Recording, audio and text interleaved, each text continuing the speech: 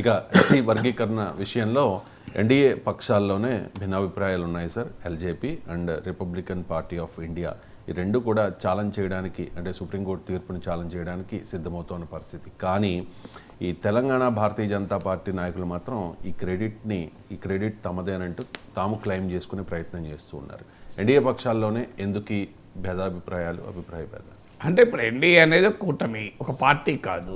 ఒక కూటమిలో ఉన్న పార్టీలకు భిన్నమైన అభిప్రాయాలు ఉండవచ్చు కదా, అదేమీ నేరం కాదు. ఎందుకంటే అయితే సమస్య ఏంటంటే భిన్నమైన అభిప్రాయాలు ఉండడం వేరు, కూటమి వైఖరి ఏంటి అనేది ముఖ్యం. సో బీజేపీకి ఒక వైఖరి, ఎల్జేపీకి ఒక వైఖరి, లేదా రిపబ్లికన్ పార్టీకి ఒక వైఖరి ఉండడం తప్పు కాదు. ఎందుకంటే కూటమి అంటేనే ఆ పద్ధతి. ఇప్పుడు మీకు ఇండియా కూటమిలో లేదా డిఎంకే నాయకుడు సనాతన ధర్మం పైన వివాదాస్పద వ్యాఖ్యలు చేశారు, కాంగ్రెస్ దాన్ని అంగీకరించలేదు. సో ఇలా కొన్ని అంశాలపైన భిన్నమైన వ్యాఖ్యలు ఉంటాయి రాజకీయాల్లో. అన్ని 4 పార్టీలు కలిసి కూటమిగా ఏర్పడినప్పుడు 4 పార్టీలకు ఒకే విధానం ఉండదు. ఇప్పుడు ముస్లింలో వెనుకబడిన వర్గాలకు రిజర్వేషన్లు ఇవ్వడానికి బీజేపీ వ్యతిరేకం, తెలుగుదేశం ఇది సామాజిక న్యాయం అన్నది, బీజేపీ దీన్ని సంతుష్టీకరణ రాజకీయం అన్నది, విశాఖ స్టీల్ ప్లాంట్ ప్రైవేటీకరణ టీడీపీ జనసేన వద్దంటోంది, బీజేపీ మేము ససేమిరా ముమ్మాటికి ప్రైవేటీకరించి తీరుతామంటున్నారు. ఇలా క్యాస్ట్ సెన్సెస్ జేడీయూ నాయకుడు నితీష్ కుమార్ కుల జనగణన జరపాలంటున్నాడు, బీజేపీ దాన్ని వ్యతిరేకిస్తోంది. ఇలా వివిధ అంశాలపైన వితిన్ ది కూటమి డిఫరెన్సెస్ ఉంటాయి, ఉండడం ఏమీ ఆశ్చర్యము లేదు, నేరము కాదు. That is part of the democratic process. అందువల్ల ఒకే రాజకీయ పార్టీలోనే భిన్నాభిప్రాయాలు ఉంటాయి. అలాంటి 4-5 పార్టీలు కలిసినప్పుడు భిన్నాభిప్రాయాలు ఉండవా? అందువల్ల ఇవి ఇండియా కూటమిలో లేవా? అనేక పాలసీ ఇష్యూస్ పైన ఇండియా కూటమిలో ఇప్పటికీ ఏకాభిప్రాయం లేదు. అందువల్ల ఎన్డీఏలో కూడా ఉండకపోవడం తప్పు కాదు, ఆశ్చర్యం కాదు. కానీ అల్టిమేట్గా ఎన్డీఏ వల్ల ప్రభుత్వం ఉండదు. నువ్వు ఏం చేస్తావు? ఇప్పుడు సుప్రీంకోర్టు తీర్పు ఉంది, సుప్రీంకోర్టు తీర్పును ఎవరు అమలు చేయాలి? సుప్రీంకోర్టు ఇది అమలు చేయదు కదా. సుప్రీంకోర్టు ఏమన్నది? ఎస్సీలు ఎస్టీలు వర్గీకరణ చేసుకోవచ్చు అన్నది. ఈ వర్గీకరణ అనేది క్వాంటిఫైయబుల్ డెమాన్స్ట్రబుల్ డేటా ఆధారంగా చేయాలి అని క్లియర్గా చెప్పింది. అంటే నిర్దిష్టంగా డేటా సమాచారాన్ని సేకరించి సామాజిక ఆర్థిక వెనుకబాటుతనము, అణచివేత ఉన్నట్లుగా, రిజర్వేషన్ ఫలితాలు పొందడంలో అసమానతలు ఉన్నట్లుగా గుర్తించి వర్గీకరణ చేయాలి అన్నారు. ఇది ఎవరు చేయాలి? ప్రభుత్వాలు చేయాలి. ప్రభుత్వాలు ఎవరి చేతిలో ఉంటాయి? పార్టీల చేతిలో ఉంటాయి. సో ఇప్పుడు ఆ అధ్యయనము చేయాలి, ఎంత పర్సంటేజ్ ఎవరికో డిసైడ్ చేయాలి, ఏ గ్రూప్లో ఏ కులాలు పెట్టాలో డిసైడ్ చేయాలి. ఇవన్నీ కూడా సుప్రీంకోర్టు చేయదు. సుప్రీంకోర్టు ఒక తీర్పు మాత్రమే చెప్తుంది. ఇది చేయాల్సింది భారతీయ జనతా పార్టీ. ఇది చేయాల్సింది ఎక్కడెక్కడ రాష్ట్రాల్లో ప్రభుత్వాలు కాంగ్రెస్ చేయాలి, దేశం మొత్తం మీద కేంద్ర ప్రభుత్వ ఉద్యోగాల్లో కేంద్ర ప్రభుత్వం చేయాలి. ఏం చేస్తుంది అన్నది పాయింట్. ఎందుకంటే బీజేపీ ఏమో మేము వర్గీకరణకు అనుకూలం, అసలు మోడీ వల్లనే వర్గీకరణ సాధ్యమైంది అని బీజేపీ నాయకులు చెప్తున్నారు. అది కూడా తెలంగాణ నాయకులు చెప్తున్నారు. ఆంధ్ర బీజేపీ నాయకులు ఎక్కువ మాట్లాడతలేరు, జాతీయ బీజేపీ నాయకులు అసలే మాట్లాడతలేరు. ఎందుకు మాట్లాడతలేరో మన గతంలో కూడా చెప్పాను. తెలంగాణలో వర్గీకరణ కోరుతున్న మాదిగలు జనాభాలో రిలేటివ్లీ సాపేక్షకంగా చూసినప్పుడు ఎక్కువ, ఆంధ్రలో వర్గీకరణ వ్యతిరేకించే మాలలు ఎక్కువ. అందుకే ఆంధ్రప్రదేశ్లో భారతీయ జనతా పార్టీ మాట్లాడదు, పెద్దగా అడావుడు చేయదు. మీరు తెలుగుదేశం పార్టీ ఎక్కడన్నా ఒక పెద్ద ర్యాలీ తీసిందా? చంద్రబాబు నాయుడు చెప్పాడు కదా, నా వల్లనే అయింది, నేనే మొదలుపెట్టాను. నిజం కూడా ఉమ్మడి రాష్ట్రంలో ఈ వర్గీకరణ మొదలుపెట్టింది చంద్రబాబు నాయుడు. ఆయన ప్రభుత్వ నిర్ణయాన్ని వ్యతిరేకంగానే supreme court case E V Chinnaiah versus state of Andhra Pradesh. కానీ మీరు గమనించండి, 20 ఏళ్ళ తర్వాత చంద్రబాబు నాయుడు వైఖరి కరెక్ట్ అని సుప్రీంకోర్టు చెప్తే ఎక్కడన్నా విజయోత్సవ సభలు, విజయోత్సవ ర్యాలీలు ఎక్కడన్నా తెలుగుదేశం జరిపిందా? మీరు కామ్గా ఉన్నారు చూడండి, మౌనంగా ఉన్నారు. ఇంత పెద్ద డెవలప్మెంట్ కదా తమకు అనుకూలంగా, ఎందుకు మాట్లాడతలేరు? వాళ్ళ భయం వాళ్ళకు ఉన్నది. ఇప్పుడు ఒక కులం వాళ్ళు అనుకూలమైతే మరో కులం వాళ్ళు పోతారేమో అని.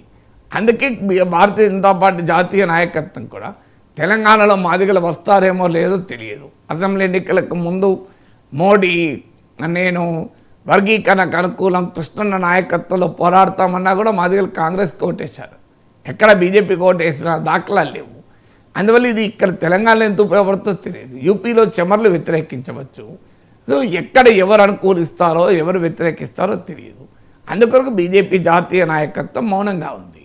ఇప్పుడు ఎల్జేపీ ఆ రిపబ్లికన్ పార్టీ లాంటి వ్యతిరేకిస్తుంది. ఎల్జేపీ మొదటి నుంచి కూడా వ్యతిరేకమే. సో ఎల్జేపీ ఇది అన్టచబిలిటీ ఆధారంగా, అంటరానితనం ఆధారంగా ఎస్సీ రిజర్వేషన్లు ఉన్నాయి కనుక మేము దీన్ని విడగొట్టాలని వ్యతిరేకిస్తామన్నారు. సుప్రీంకోర్టు తీర్పులో చాలా క్లియర్గా చెప్పారు. అంటరానితనం అనే అస్తిత్వం ఆధారంగా కొన్ని కులాల్ని ఒక గుంపుగా ఒక షెడ్యూల్లో చేర్చినంత మాత్రాన ఇతర రకాల ఐడెంటిటీల్లో ఉన్న భిన్నత్వాన్ని మనం చూడకుండా ఉండలేమని సుప్రీంకోర్టు తీర్పు చెప్పింది ఇదే తీర్పులో. అందువల్ల ఎల్జేపీ వాదన రాగానే సుప్రీంకోర్టు ఆల్రెడీ తీర్పు చెప్పింది. అయితే ఎల్జేపీ సుప్రీంకోర్టుకు పోదలుచుకుంది. పోయే హక్కు ఆ పార్టీకి ఖచ్చితంగా ఉంది. అయితే ఇది 7 సభ్యుల ధర్మాసనం. ఒకవేళ దీన్ని మళ్ళీ రివ్యూ చేసి వేరే తీర్పు సుప్రీంకోర్టు చెప్తుందా, లేదా స్టే ఇస్తుందా తన తీర్పు పైన తాను, లేదా 9 సభ్యుల ధర్మాసనం వెళ్తుందా, ఇదంతా ఇది matter of speculation. As of now supreme court వర్గీకరణ రాజ్యాంగబద్ధము అని తీర్పు చెప్పింది. సుప్రీంకోర్టు తీర్పు స్టే ఇచ్చేంత వరకు మళ్ళీ సుప్రీంకోర్టే అది లా ఆఫ్ ద ల్యాండ్. అందువల్ల ఇవాళ మోడీ ప్రభుత్వం చెప్పాల్సింది, అయ్యా మీ కూటమిలోనే మిత్రపక్షాలు దీన్ని వ్యతిరేకిస్తున్నాయి, మరి మీ ప్రభుత్వం అమలు చేస్తుందా లేదా? పార్టీల మధ్య భిన్నాభిప్రాయాలు ఉండడం నేను తప్పడతలేను. పార్టీల మీద భిన్నాభిప్రాయాలు ఉండడం 100% యాక్సెప్టబుల్ డెమోక్రసీలో. కానీ ఆ భిన్నాభిప్రాయాలు ఉన్నప్పుడు ఎన్డీఏగా మీ వైఖరి ఏంటి? బీజేపీగా మీ వైఖరి మాకు తెలుసు. ఎన్డీఏగా మీ వైఖరి ఏంటి? ఎన్డీఏ ప్రభుత్వ వైఖరి ఏంటి? మరి మోడీ ప్రభుత్వం రేపు ఈ వర్గీకరణ మొదలు పెడితే బీజేపీ నాయకత్వంలో ఎన్డీఏలో ఎల్జేపీ ఉంటుందా? రేపు బీహార్లో ఎన్నికలు కూడా ఉన్నాయి కదా నెక్స్ట్ ఇయర్. మరి రిపబ్లికన్ పార్టీ ఉంటుందా? వీటికి ఆన్సర్ చెప్పాలి కదా. మరి వాళ్ళు వెళ్ళిపోతారా, ఉంటారా? సో ఒకే కూటమిలో ఎల్జేపీ చిరాగ్ పాస్వాన్ మినిస్టరు, మోడీ ప్రభుత్వంలో మంత్రి వర్గీకరణ వ్యతిరేకిస్తున్నాడు. ఆయన మంత్రిగా కొనసాగుతున్నాడు. ఆయనకు భిన్నమైన అభిప్రాయాలు ఉండే హక్కు ఉంది. కానీ మరి ప్రభుత్వ వైఖరి ఏంటి చెప్పాలి కదా. సో ఏ ప్రభుత్వం అయితే సుప్రీంకోర్టులో ఈ కేంద్ర ప్రభుత్వ వైఖరి వర్గీకరణకు అనుకూలము అని సుప్రీంకోర్టులో చెప్పారు. విచిత్రం ఏంటంటే ఇదే ఎల్జేపీ సుప్రీంకోర్టులో మరి మోడీ ప్రభుత్వం ఒక వైఖరి తీసుకున్నప్పుడు ఎల్జేపీ ఏం చేసింది? అప్పుడు కామ్గా ఉన్నది, తీర్పు వచ్చేదాకా కామ్గా ఉన్నది. నేను ఇది తెలియదా? మరి కేంద్ర క్యాబినెట్లో చిరాగ్ పాస్వాన్ ఉన్నాడు కదా. కేంద్ర క్యాబినెట్లో నిర్ణయించే ప్రభుత్వం సుప్రీంకోర్టులో స్టాండ్ తీసుకుంటుంది కదా. సుప్రీంకోర్టులో వర్గీకరణకు అనుకూలంగా కేంద్రం స్టాండ్ తీసుకున్నప్పుడు మరి కేంద్ర క్యాబినెట్లో ఉన్న ఎల్జేపీ ఏం చేసింది? అందువల్ల ఇదంతా వారి సపోర్ట్ బేస్కు కాట్రేయటానికి ఆడుతున్న పొలిటికల్ డ్రామా. సో ఎల్జేపీకి నిజంగానే కమిట్మెంట్ ఉంటే వర్గీకరణ వ్యతిరేకించాలని. ఇప్పుడు మా వ్యవసాయ చట్టాలు ఉంది. అకాలీదళ్ మొదట్లో క్యాబినెట్లో దాన్ని సమర్థించిన ప్రజల్లో వ్యతిరేకత వచ్చేవారు బయటకు వచ్చారు. మరి ఎల్జేపీ బయటకు వస్తుందా ఇప్పుడు ఈ అంశం పైన? ఎందుకంటే మోడీ ప్రభుత్వమే వర్గీకరణకు అనుకూలంగా సుప్రీంకోర్టులో స్టాండ్ తీసుకొని మోడీ ప్రభుత్వంలో ఒక మంత్రి పోయి మళ్ళీ సుప్రీంకోర్టులో కౌంటర్ చేస్తారట. ఇది ఎలా సాధ్యం చెప్పండి? మీ కౌంటర్ చేసే హక్కు ఉంది. అలాంటప్పుడు క్యాబినెట్లో ఉండకు. దాని లేదు, క్యాబినెట్లో నువ్వు కొనసాగుతూ క్యాబినెట్లో కొనసాగుతూ కేంద్ర ప్రభుత్వం సుప్రీంకోర్టులో తీసుకున్న స్టాండ్కు వ్యతిరేకంగా ఎలా నువ్వు వెళ్ళి సుప్రీంకోర్టుకు వెళ్తావు? దానికి ఆన్సర్ ఉండాలి కదా. అందువల్ల మొదలు తేల్చాల్సింది ఎన్డీఏ.